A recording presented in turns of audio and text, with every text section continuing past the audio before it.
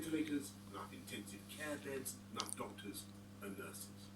And as Put up we've a seen bit. elsewhere in other Put countries up a bit. that also have The next year. fantastic healthcare systems, that is the moment of real danger. To put it simply, if too many people become seriously unwell at one time, the NHS will be unable to handle it, meaning more people are likely to die, not just from coronavirus, but from other illnesses as well. So it's vital to slow the spread of the disease, because that is the way we reduce the number of people needing hospital treatment at any one time, so we can protect the NHS's ability to cope and save more lives. And that's why we've been asking people to stay at home during this pandemic. And though huge numbers are complying, and I thank you all, the time has now come for us all to do more. From this evening, I must give the British people a very simple instruction.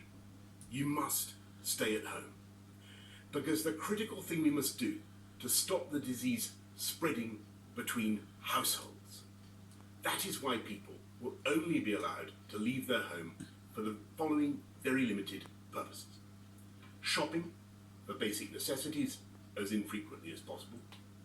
One form of exercise a day, for example, a run, walk or cycle, alone or with members of your household. Any medical need to provide care or to help a vulnerable person, and travelling to and from work, but only where this is absolutely necessary and cannot be done from home. That's all. These are the only reasons you should leave your home.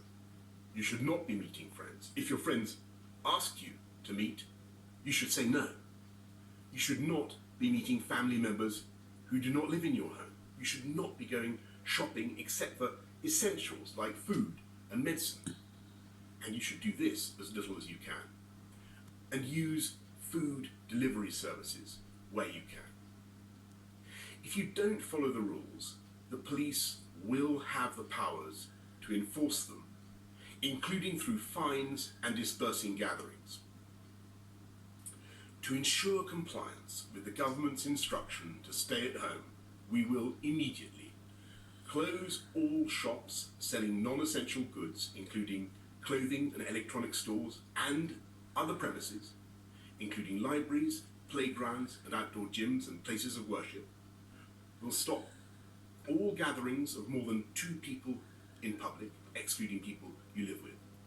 And we'll stop all social events, including weddings, baptisms and other ceremonies, but excluding funerals. Parks will remain open for exercise, but gatherings will be dispersed.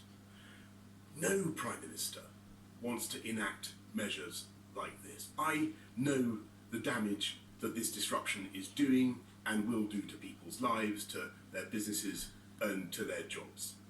And that's why we've produced a huge and unprecedented programme of support both for workers and for business. And I can assure you that we will keep these restrictions under constant review. We will look again in 3 weeks and relax them if the evidence shows we are able to. But at present, there are just no easy options. The way ahead is hard, and it is still true that many lives will, sadly, be lost. And yet it is also true that there is a clear way through. Day by day, we are strengthening our amazing NHS with 7,500 former clinicians now coming back to the service. With the time you buy, by simply staying at home, we are increasing our stocks of equipment. We are accelerating our search for treatments. We're pioneering work on a vaccine. And we're buying millions of testing kits that will enable us to turn the tide on this invisible killer. I want to thank everyone who is working flat out to beat the virus.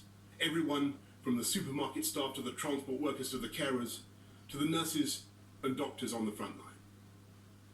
But in this fight, we can be in no doubt that each and every one of us is directly enlisted. Each and every one of us is now obliged to join together to halt the spread of this disease, to protect our NHS and to save many, many thousands of lives. And I know that as they have in the past, so many times, the people of this country will rise to that challenge and we will come through it stronger than ever. We will beat the coronavirus and we will beat it together. And therefore, I urge you at this moment of national emergency to stay at home, protect our NHS and save lives. Thank you. Well, let's get some immediate reaction to that unprecedented statement from a British Prime Minister right now. Our political editor, Gary Gibbon, is in Downing Street.